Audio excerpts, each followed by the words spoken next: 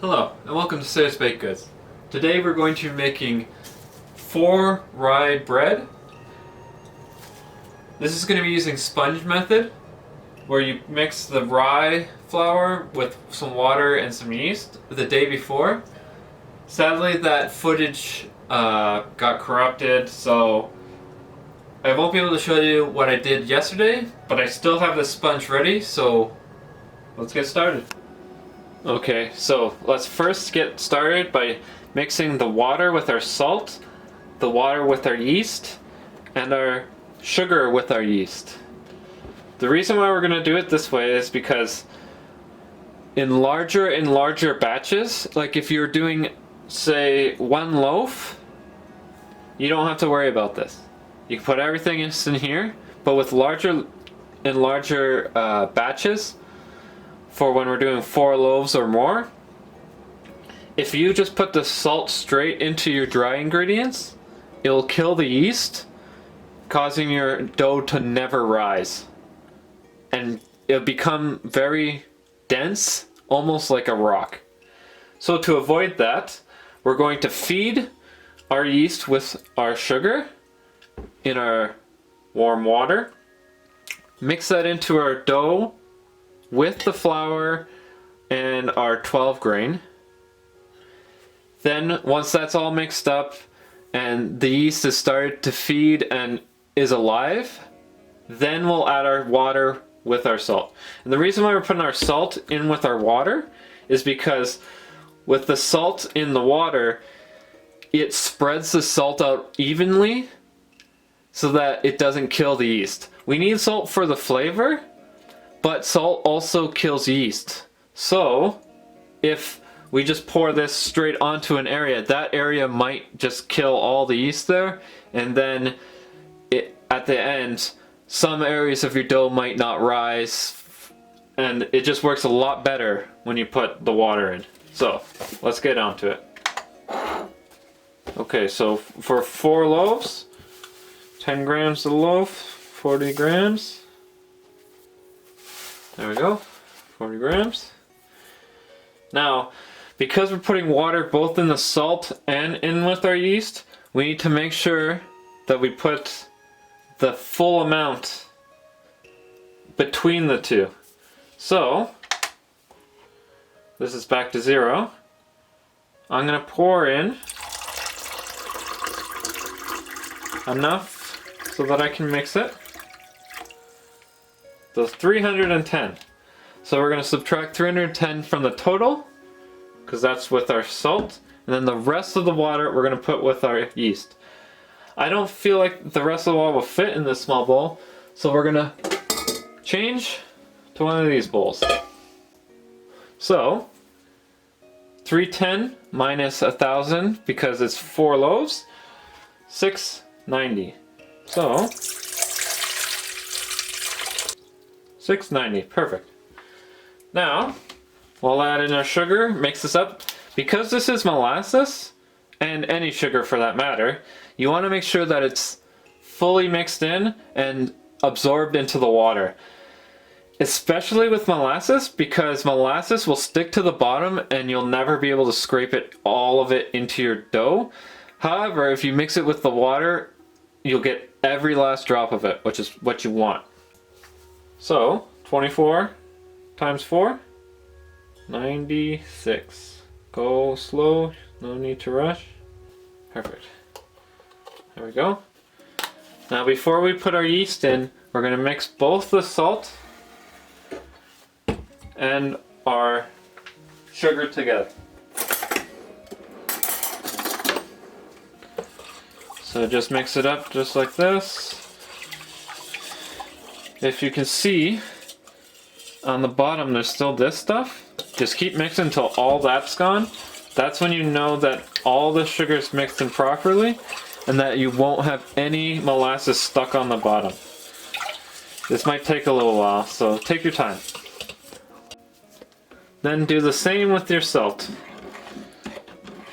The salt sometimes won't fully dissolve because you're using cold water, or for whatever reason you're not using enough water. But As long as it's mainly dissolved, there's just a little bit, it won't kill your yeast. So as long as it's semi-mixed, we're good to go. Okay. Now, I'm using active dry yeast. In my recipe, I like to use instant yeast, which is stronger than active dry. It's about 2 times stronger. So, if you're going to be using active dry, double it for your recipe. So, for this recipe, it's 3 grams of instant yeast. So, for active dry, it's 6 grams per loaf. So, 6 times 4, 24. And you want to just sprinkle it across the top. And depending on how old your yeast is, or how much liquid you're using, how warm it is, how cold it is, will determine on when this finally activates. So once we put this in, we're going to just wait till it activates. I'll show you what that looks like when we get there. It's a bit hard to see with the molasses, but you'll see once we get there. To prepare the dry ingredients, the sponge that you made the day before, you're going to put all of that into a bowl. You're going to add your flour and your multigrain or your rye berries or whatever you want to put in here. Now, to make this sponge, all you're going to do is mix 1 gram per loaf of instant yeast, 2 grams of active dry yeast, with the water, then into the flour, mix it up. Once it's all mixed together, it's going to look very dry, and then you cover it, but cover it lightly. So have a few holes here and there so that it can breathe. After a day, you can see that it's nice and wet, which is perfect for what we need. So, once that's all done, what a sponge will do is it will make some extra yeast, so you don't need as much yeast for your recipe, like for when you put everything else in here, and it will also give you some of that nice flavor as well. So, now that we've have our sponge from the day before, I'm going to add in my 12 grain. What you can also use here is cracked rye berries or flaked rye berries, because this is a rye bread.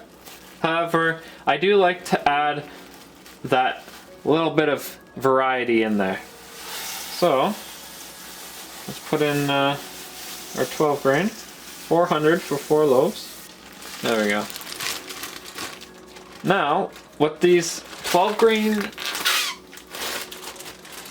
provides in this loaf is it provides that nice crunchy texture, plus it gives you some extra fiber and other health benefits, as well as it helps with the crust.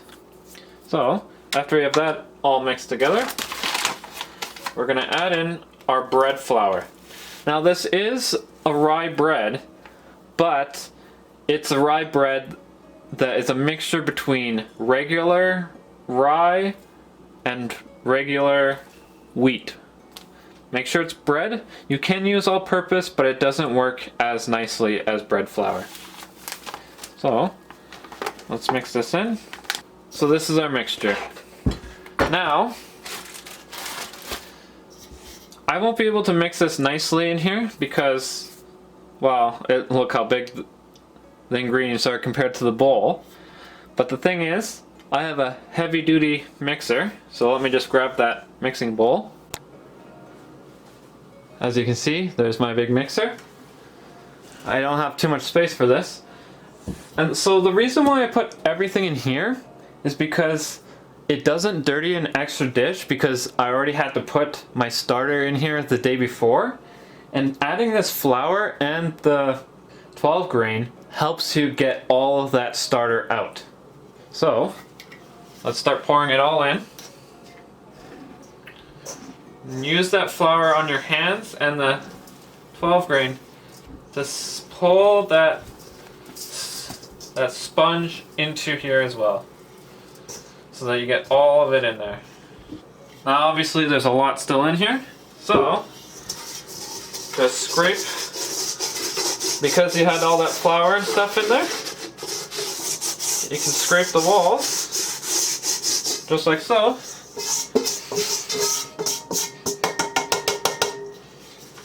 Perfectly clean. A little bit here, but the best you're gonna get it is about this, okay? As you can see, this is what it will look like after the yeast has been activated. That's why it's called active dry yeast. You do the same thing with fresh yeast, except for fresh yeast is a third less strong than instant yeast. So the calculation goes, if you need 1 gram of instant yeast, you need 2 grams of active dry yeast. If you need 1 gram of instant yeast, you need 3 grams of fresh yeast. Very simple. So, as you can see, there's a lot of bubbles. The color's changed on top. If I move it around, you can see there's some other colors in there where the bubbles aren't. But we're gonna add all of this into our flour mixture, scrape it all in, and then we'll start up the big mixer. Once it's semi-mixed in, we'll add in our salt. As I'm working with this big boy, I need to be very careful. I have this unplugged, bowl down, and not on the on switch, because while I'm mixing this, if I touch this hook, I will lose my arm. And it won't stop until it takes my entire arm. So be very, very careful with this. I'm not going to be having this mixer for my business because it doesn't have a guard. Now, I'm comfortable with me using this, but I'm not comfortable with any of my employees using it. Just for safety's sake, I'd way rather have a grate on here for them. But this is a great mixer for at home if you're comfortable using it yourself. So make sure you scrape all of it in as best as you can. Make sure it's on 1. Turn it on. Turn it off. Turn it on. Turn it off. And now that I've turned it on, turned it off, turned it on, turned it off, that flour won't just go whoosh into your face. So now I can just let it go, just like that. It's gonna be a bit wobbly, but that's just because of my floor. This thing weighs a ton, so it won't ever fall forward from a wobble. So don't be too worried about that. As it gets to this stage, which I don't know if you can see, but I'll get you a close-up look. As you can see, there's still a lot of flour in there, but it's starting to come together. That's all you really need before adding in your salt. So,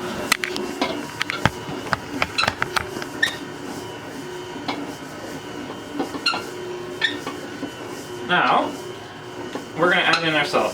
I've fully mixed in the salt, and we're gonna slowly mix in.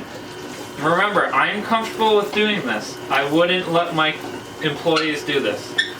Because if I'm not careful and I touch that hook, my arm is gone. So, as this is mixing, go wash all your dishes, clean up, because this is going to take a while. When this gets fully mixed in,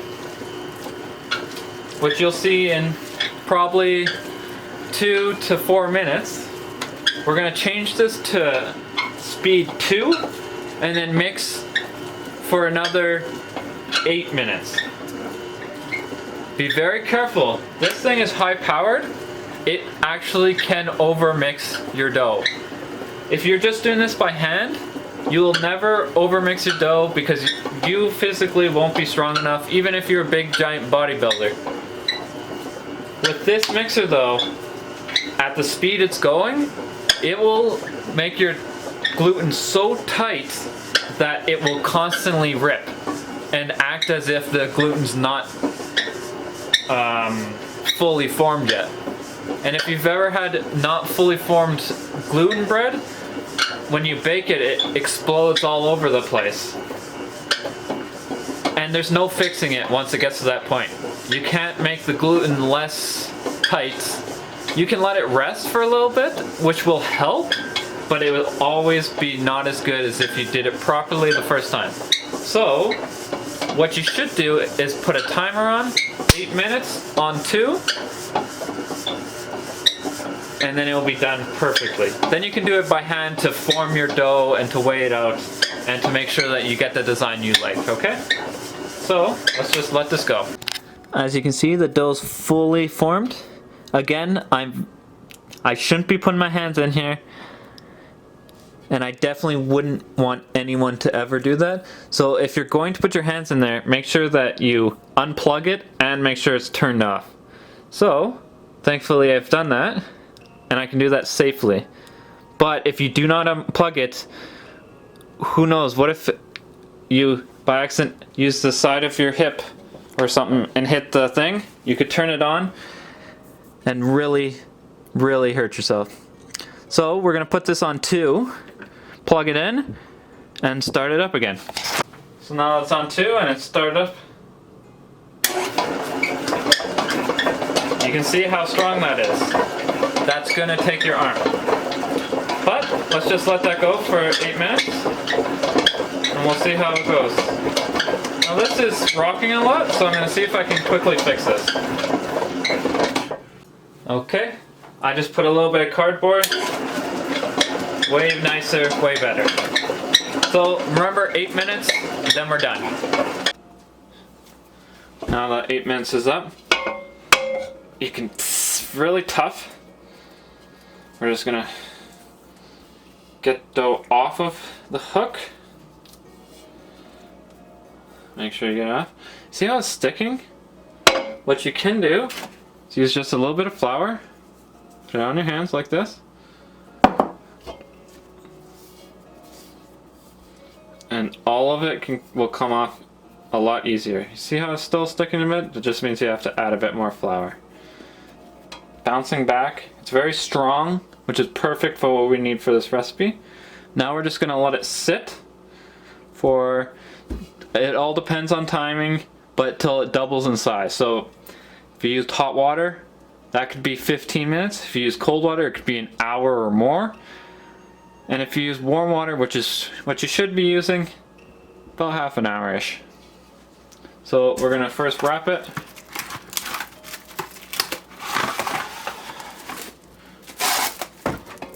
We don't need to dirty any more dishes, so we might as well just use this for now.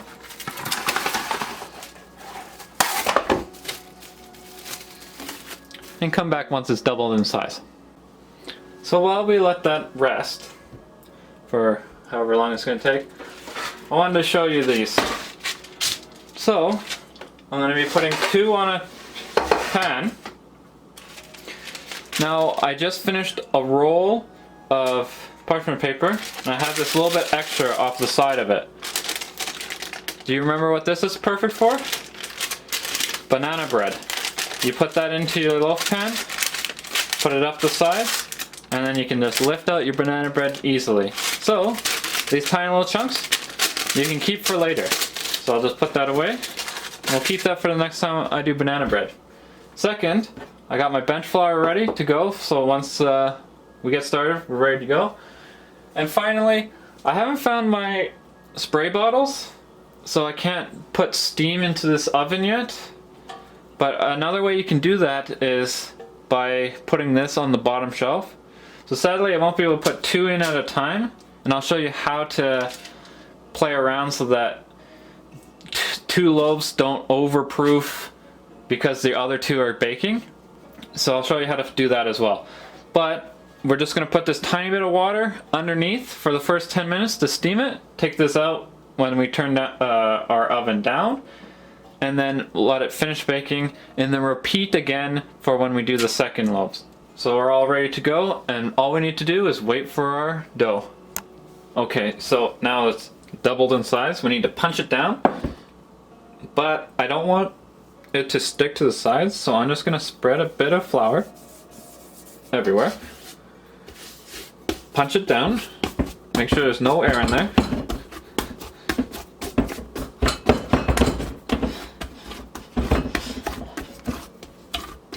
And because I had that flour, look, nothing. running out of flour on there, so let's put it in again. Just gotta make sure that there's no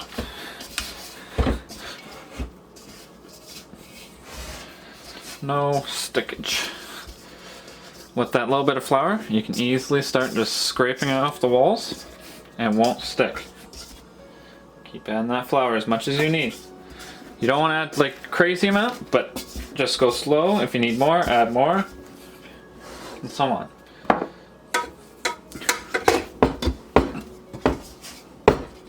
The other thing is, once you get the loaf out, just like so,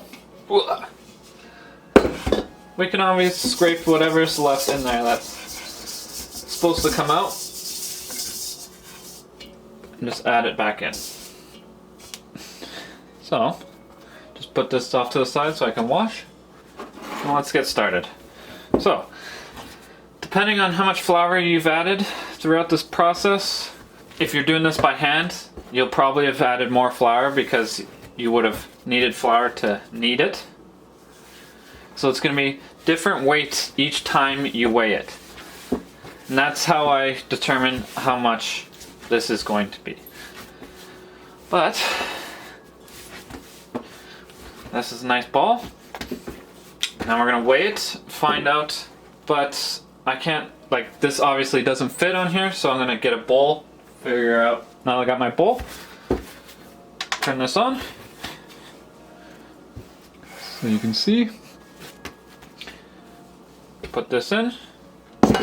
Whoa! 4,030 grams. So, 32 grams to be exact. So divide that by 4, and that's what we need. So, 1,000, that's the easy one. Then, 32 divided by 4 is 8. So need 1,000 grams, 1,008 grams to be exact. So, zero this off again. And weigh off our 4 pieces. That's one. And because we only can do 2 loaves at a time, I'm going to weigh out my 2. So I got my 2. Just a little bit of this. Go back into here. We're going to put this back into our bowl that we just had it in, cover it again, and then by the time this is proofed and in the oven and done, we'll take this back out. And because we didn't do too much with this, it'll be perfectly fine to put in right after, even though it's going to be a few, maybe an hour or so before we work with this again. Okay, let's move this. And let's get to each loaf. So, get our pan over here ready to go. Keep as much space as you need. I don't need this space, but if you need that space because you think you're going to mess up or for whatever reason, you just like to have all that space so you can move around, that's fine. I don't need it, so I'm not going to use it. So, we're just going to put a little bit of flour. And again, I'm using this little flour to scrape off anything that's stuck to my hands. I'm just going to keep going around this. Now, this bench flour, I prefer to use all-purpose flour. Normally, what you want to do is be using the bench flour of whatever is in your ingredients. So in this one, it'd be bread flour. So my bench flour should be bread flour. But because I'm making so many different things all the time, all-purpose flour will work fine for cookies, for bread, etc. That way, I don't mix bread flour into my cakes later on, and I don't mix pastry flour or cake flour into my bread later on, which could mess it up. This way, with all-purpose, I never mess up my loaves. All that kneading before with machine is to get this into a nice shape. So, because we did all the kneading, you can see this bounces back, doesn't rip, we're good to go, but we need to make this butt on this end, because this is going to be the bottom. So we're just pushing everything into this side, and we're just pulling this towards us, tightening the top, and you can see the bottom looks fine, and the top looks good. We're just going to stretch it out a bit, because we want to flatten it, because when we flatten it, it's going to rise upwards one last time as we proof before putting it into the oven. So you don't want it to be a full circle, because if you have it as a full circle, it'll rise way too high and not have your nice shape. So, nice flattened, looking good. Put it onto our pan. Move on to the next one. Again, use as much flour as you need. Don't be using too much.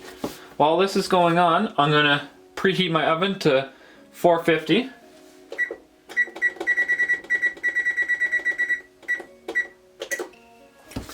That way I'm not wasting power with the oven on all day while I've been working on this. And what you'll see is I'm only kneading everything into the middle. I don't flip it over and start kneading this side. I always just keep one side kneading. That's how you get the butt on one side. And just adding a bit of flour to stop any stickage. Okay, once I got that nice butt, I'm gonna start pushing everything in there, getting it all in there to the nice shape. And we want to get about the same shape as the other one. There we go. So it's going to look just like that. Put it both here. Now, I like to cut my loaves 3 times diagonally.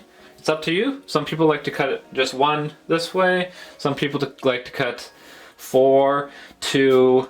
It's up to you. That's your design. You figure it out. But it's very simple. With a very sharp knife, make sure it's sharp, and don't hesitate. You need to just go quick, quick, quick. If you go slow, you're gonna drag the dough and hurt the gluten. So, quick, quick, quick, quick, quick, quick. Now, because I cut this, maybe a little bit thicker will be, or deeper is a bit better. As this proofs upwards, it's gonna open up that and get that nice cool design. Now the only thing left to do is rub this with water. Normally I have a spray bottle to get that nice crust, and cover it while it proofs. So, with some water, we're just gonna rub a bit of water. This is a clean water, so I can use this clean water to just rub on this. You don't need to dirty another dish, but again, if you have those spray bottles, they work so much better and you'll get a way better product. Because I'm probably putting a bit too much water in certain areas, not enough water in other areas, because this doesn't spread on perfectly like this. So now once you have your water on there nicely, we can keep this off to the side. We're going to cover this in parchment paper and then come back to it once it's done. There is multiple ways you can cover this. This is the worst way possible with just using saran wrap. The best way to do it is have a towel that's slightly damp and then just cover it with that. If you don't have a proofer, something like that. The reason why this one's not as nice is because this will stick to your dough and could damage it if you're not careful. It still works fine. It's just, if you aren't careful, you could damage your dough. I will be getting a cloth for the future because I don't like using this. Okay, now that they've doubled in size, we're gonna put these in the oven. I already put the water in there to steam for a little bit before I put in. Then we're gonna put this in for 10 minutes at 450. Then we're gonna turn it down to 425 and bake for the rest of the time. Okay, time to turn it down. 425. Then we're going to, let's make sure that's baking, perfect. Now we're gonna take out the water from the bottom. As you can see, that produced the crust, and we no longer need this water for this. So we take it out. While we open this door, that releases some of the heat, and we'll get down to that 425. And while that's happening, we're gonna start on our other 2 doughs. just like before, we're gonna weigh out that 1,008 grams.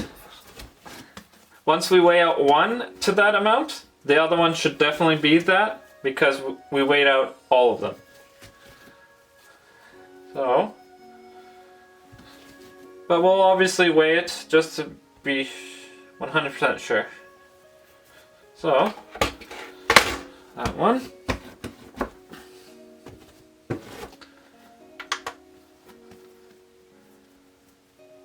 Perfect. Both the same size. Put this off to the side. Start working again.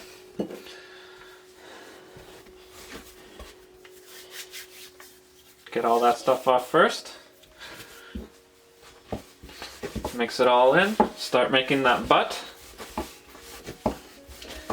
Now I'm going to show you the other method if you don't have a towel to put over the dough, which is just using paper towel. So I would recommend using paper towel before you use plastic wrap, but if you don't have either one, a towel or paper towel, you're stuck with using plastic wrap. And if you don't have any of those, then, well, you shouldn't be making this then. Because it needs to proof and you need to cover it so it doesn't dry out.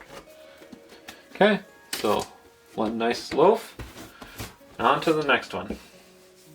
Try and keep all your flour near you so you're not having to wipe that up later. The reason why I'm doing this now while the two loaves are doing its last 25 minutes is it takes about 25 minutes for this to proof. So if I do this now, it'll proof. Just a little bit sticking. It'll proof, which then will make it easier for me to just take those two loaves out and then put these two loaves in.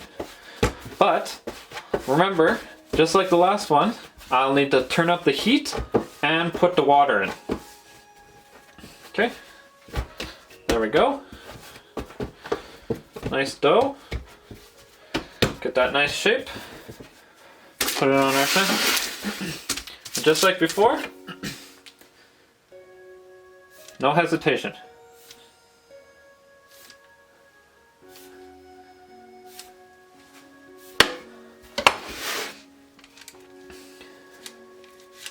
Now don't use that water now because it's hot now, so now I do need to get some other water in a different container.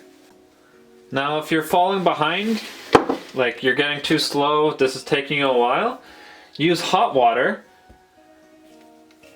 And what that will do is it will make this proof faster, which will catch you up to your other loaves of bread. That way, when you take the two loaves out, it'll be perfect to put these two loaves in. So, now that I've done that, let's grab that paper towel and cover them. As you can see, it's just damp. It's not soaking wet, it's just there to be warm and it won't stick. It's slightly better than the plastic wrap because it won't stick, but it loses its heat easily, and having a damp cloth with a little bit of heat, like a warm water, will make it proof better and just make a better product. Now let's clean up. Always keep your bench flour. Don't put this back into your bag of all-purpose because as I was grabbing it, if I had any little bits of chunks of anything that gets in there, you don't want that into any other ingredients. Now this is bench flour, so you can just do this and look for that stuff. Nothing. So it's still good to be bench flour, but we don't know if any of the other flours has been mixed in there, like when the bread flour in this dough, so it's better to just leave it for bench flour. Now I'll take out these loaves. Whoa! Looking good. Just always check your bread, you flip it over. If it sounds hollow, it's done. These sound hollow, so we're gonna let them sit off to the side.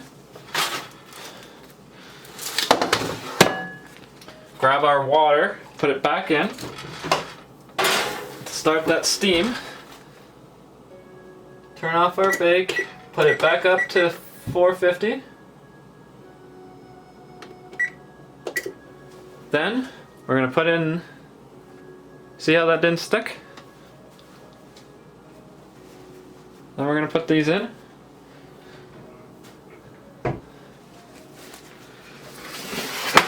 Okay, 10 minutes, then reduce it for a 20.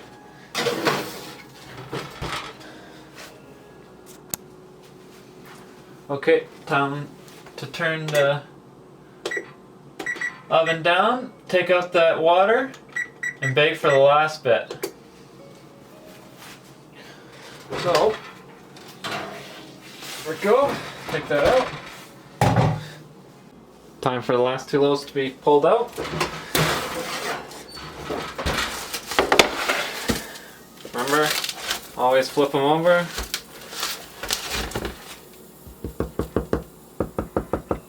Sounds like knocking on wood. And it's perfectly done then. These ones have a bit of a wonky look to them, but that's okay because it just gives it a nice rustic look, which is perfect. Now this is how they turned out. Nice gorgeous loaf. Next time hopefully I can get the video to show you how to do the sponge. If you've liked this video, please like and subscribe. You can follow me on Facebook, Instagram, or Twitter. I even have my own website. Thank you, and have a nice day.